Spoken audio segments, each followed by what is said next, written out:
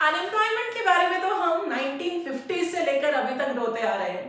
अभी तक कहते हैं कि यार हमारे देश में अनएम्प्लॉयमेंट का प्रॉब्लम है, अभी तक इस बात से परेशान रहते हैं।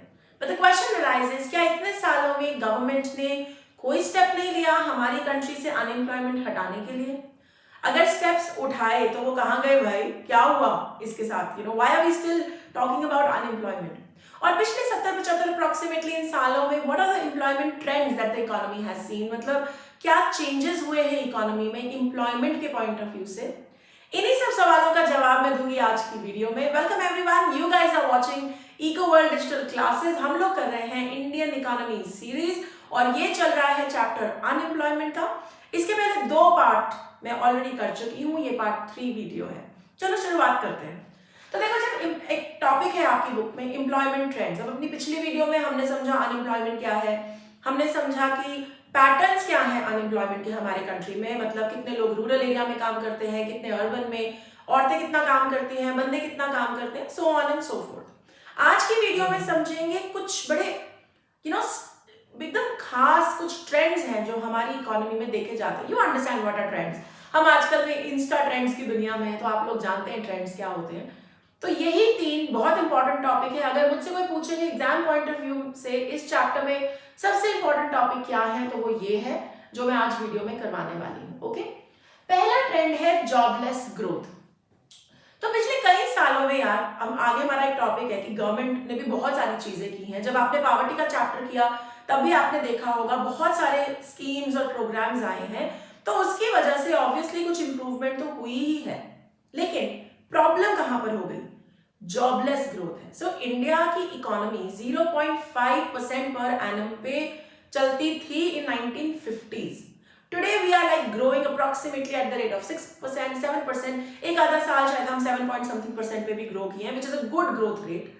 यानी हमारा जीडीपी, सिंपल शब्दों में कहूं कि हमारे गुड्स एंड सर्विसेज की प्रोडक्शन तो बहुत तेजी से बढ़ रही है। तो फिर सवाल ये उठता है कि देखो, एक कॉमन बंदा ऐसे सोचता है कि जब गुड्स एंड सर्विसेज की प्रोडक्शन बढ़ रही है तो फिर प्रॉब्लम क्या है? गुड्स एंड सर्विसेज की प्रोडक्शन अपने आप तो नहीं बढ़ सकती। इसका सीधा मतलब है फैक्ट्रियां लग रही हैं, काम बढ़ रहा है, प्रोड्यूसर ज्यादा प्रोड्यूस कर रहे हैं, और वो अकेला बंदा तो प्रोड्यूस नहीं कर सकता, तो वो ऑब्वियसली नौकरियां जनरेट कर रहा है, एम्प्लॉयमेंट क्रिएट कर रहा है। तो फिर प्रॉब्लम कहां है? जब जीडीपी बढ़ रही है, इंडिया वो तो है नहीं जो 1950s में था, it is now a totally evolved different country all together. So where is the problem? फिर नौकरियां क्यों नहीं बढ़ रही? तो यही ट्रेंड पहला है। What we are seeing in the economy is jobless growth, यानी it's a situation where GDP is growing but there is no corresponding increase in jobs. नौकरियां नहीं बढ़ रही, जीडीपी बढ़ रहा है। अब ये कैसे पॉसिबल हुआ? ये ऐसे पॉसिबल हुआ कि जब इंडियन इकोनॉमी ग्रो करी तो मैनुअल जॉब से मूव करके टेक्निकल जॉब्स, मशीनी जॉब्स की तरफ हम लोग बढ़े। सो ऑब्वियसली जब इकोनॉमी ग्रो कर रही है तो इसका सीधा मतलब है गुड्स एंड सर्विसेज की प्रोडक्शन बढ़ रही है, मतलब ज्यादा फैक्ट्रियां लग रही हैं, मतलब ज्यादा प्रोडक्शन हो रही है। लेकिन वो और लोगों की वजह से नहीं, सिर्फ it is more because of technical growth, क्योंकि मशीनें ज्यादा लग गई हैं, प्रोसेसेस अपग्रेड हो गई हैं, टेक्नोलॉजी बढ़िया हो गई है, इसीलिए जीडीपी ग्रोथ दिख रही है। लेकिन टेक्नोलॉजी का यही प्रॉब्लम है यार, जितना ज्यादा हम टेक्नोलॉजिकली डिपेंडेंट होते हैं उतना ही ज्यादा लोगों के काम करने की जरूरत कम हो जाती है। And as a result of that we have not been able to generate enough jobs in the economy. जितनी जॉब्स क्रिएट होनी चाहिए थी इस तरीके की ग्रोथ के हिसाब से वो नहीं हुई। तो जो पहला एम्प्लॉयमेंट ट्रेंड अब इंडिया विटनेस कर रही है, that is jobless growth. We are growing phenomenally, we are doing really well, लेकिन कॉरेस्पॉन्डिंग उतनी नौकरियां कंट्री में क्रिएट नहीं हो रहे। ये तुम्हारा पहला एम्प्लॉयमेंट ट्रेंड, ठीक है। अगले एम्प्लॉयमेंट ट्रेंड की बात करते हैं। अब कंट्री में क्या हो रहा है? इनफॉर्मलाइजेशन और कैजुअलाइजेशन के ट्रेंड्स बढ़ रहे हैं। Now we are increasing this phenomena is increasing. पहले समझते हैं व्हाट इज इनफॉर्मलाइजेशन।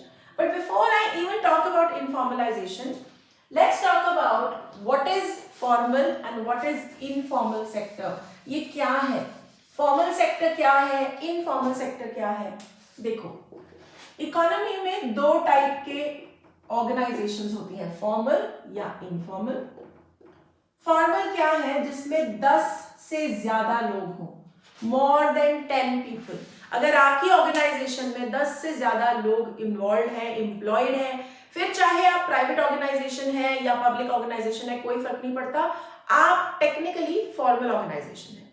लेकिन अगर आप 10 से कम एम्प्लॉयज हायर करते हैं, आपके पास 10 से कम एम्प्लॉयज हैं, तो आप इनफॉर्मल सेक्टर में आते हैं। ठीक है, यहां तक क्लियर है? तो पब्लिक प्राइवेट हो कोई फर्क नहीं पड़ता, 10 से ज्यादा तो फॉर्मल, 10 से कम तो इनफॉर्मल। इनफॉर्मलाइजेशन का ट्रेंड क्या है कि ओवर द इयर्स ना percentage of workers working in informal sector बढ़ गया है। मतलब ज्यादा से ज्यादा लोग इनफॉर्मल सेक्टर में इन्वॉल्व है, फॉर्मल सेक्टर में कम है। अब ये प्रॉब्लम की बात क्यों है, मतलब what is an issue around है, क्या दिक्कत है? अच्छी बात है, इनफॉर्मल सेक्टर में बढ़ रहे हैं। अब देखो इनफॉर्मल सेक्टर में क्या क्या आता है, मैंने कहा 10 से कम जो है वो इनफॉर्मल सेक्टर में, तो यानी डॉक्टर जो सिंगल हैंडेडली अपना क्लिनिक चला रहा है, इनफॉर्मल सेक्टर। कोचिंग इंस्टीट्यूट जहां 2 या 3 टीचर्स है, इनफॉर्मल सेक्टर।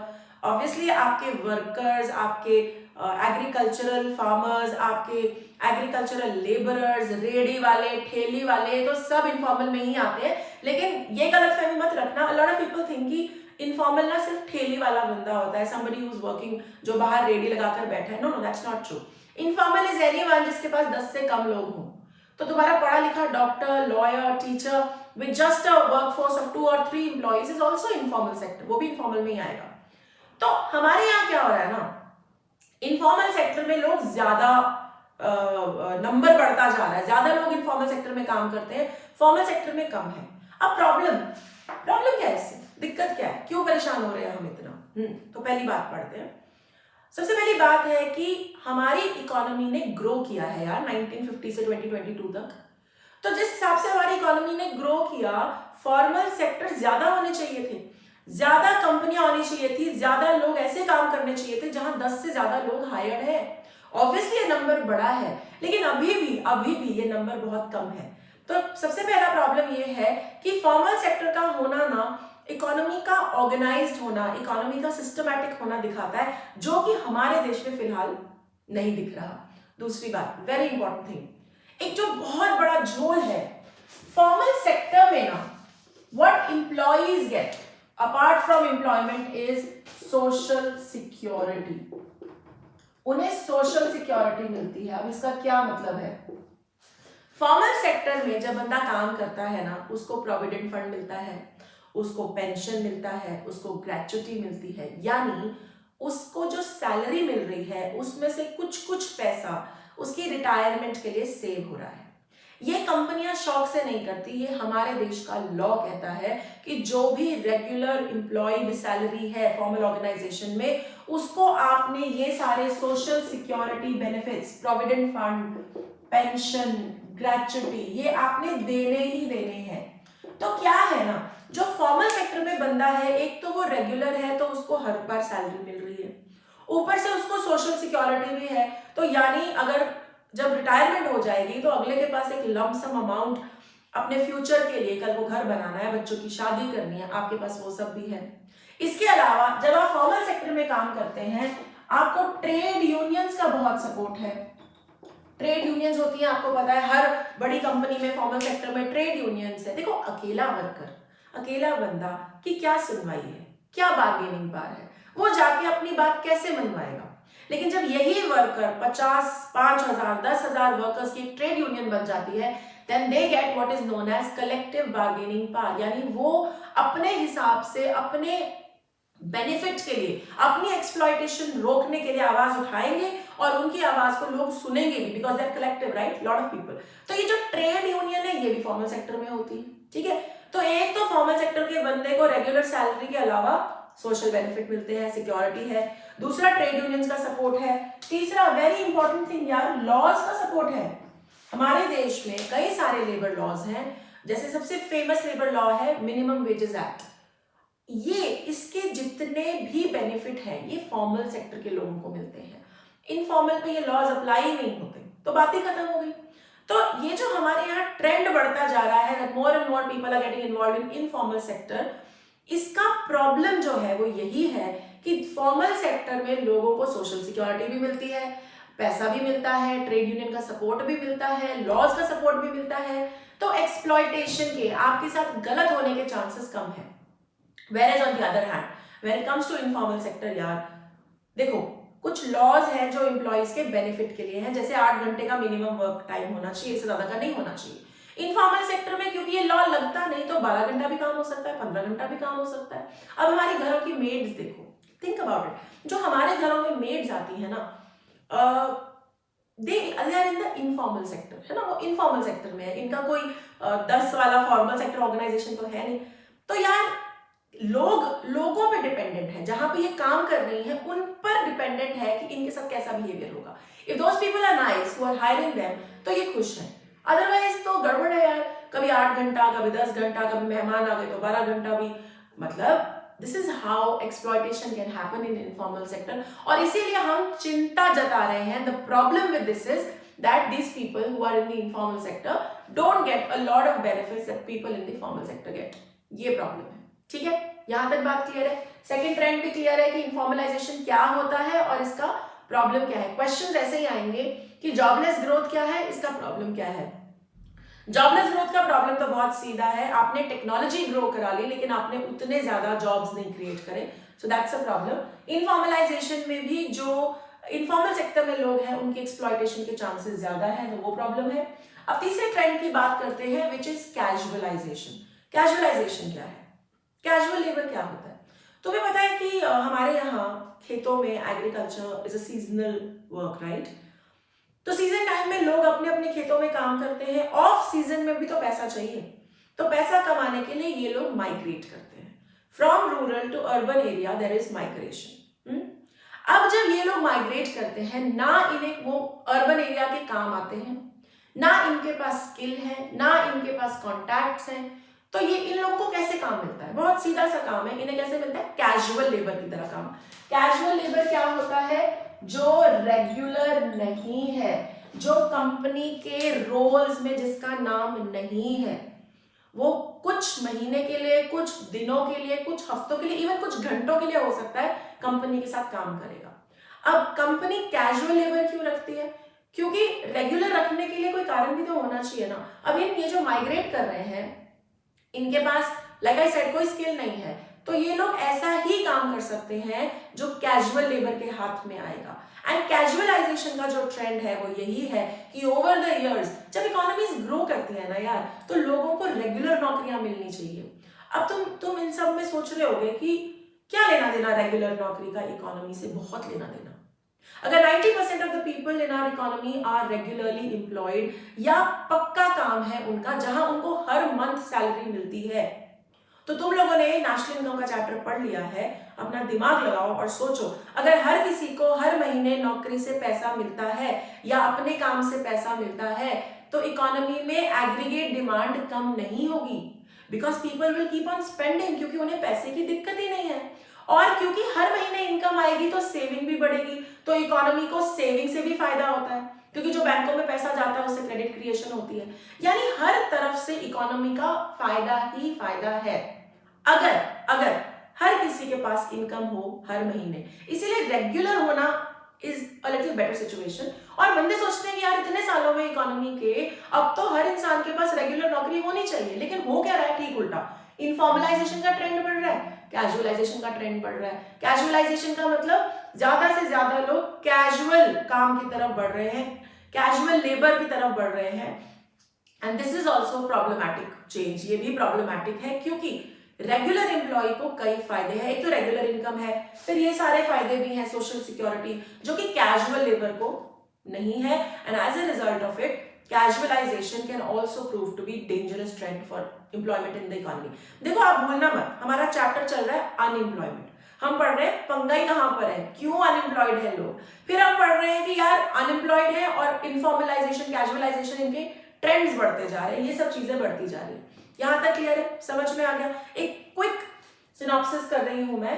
3 एम्प्लॉयमेंट ट्रेंड्स हैं, जॉबलेस ग्रोथ क्या होती है, प्रॉब्लम क्या है, इनफॉर्मलाइजेशन, जब इनफॉर्मल सेक्टर में लोग ज्यादा बढ़ जाते हैं, प्रॉब्लम क्या है, उन्हें ये सब फायदे नहीं मिलते। कैजुअलाइजेशन, ज्यादा से ज्यादा लोग कैजुअल काम की तरफ बढ़ रहे हैं जो कि रेगुलर नहीं है, प्रॉब्लम क्या है, अगेन यही सारे फायदे उनको नहीं मिलते और इकोनॉमी भी प्रॉब्लम में आ जाती है, बिकॉज रेगुलर नहीं है एम्प्लॉय, तुम्हारे पास आज काम है कल नहीं है, तो तुम्हारे पास सिक्योरिटी नहीं है। ओके हाँ, लेकिन एक चेंज अब देखने में आ रहा है, जिसके बारे में I would like to mention, which is पढ़े लिखे बहुत सारे लोग कैजुअलाइजेशन, इनफॉर्मलाइजेशन कर रहे हैं in the way of freelancing.